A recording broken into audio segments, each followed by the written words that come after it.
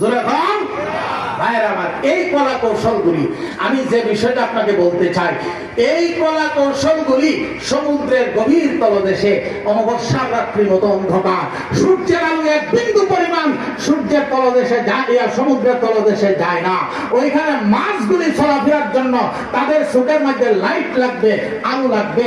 এই কথাটা আমরা জানতাম না, যিনি তৈরি করছেন তিনি জানেন। অন্ধকার অমাবস্যার মধ্যে মাছগুলি চলার জন্য তাদের চোখের মধ্যে লাইটের ব্যবস্থা করে দিলেন। চিৎকার দিয়ে বলেন সুবহানাল্লাহ। আমার ভাইরা, সমুদ্রের তলদেশের এই কুদরত, সৌরজগতের এই কুদরত, মানব দেহের এই কুদরত, এগুলি আমরা দেখার আগে ইহুদি নাসারারা আমাদের আগে জানে। যেরকম ঠিক না ঠিক?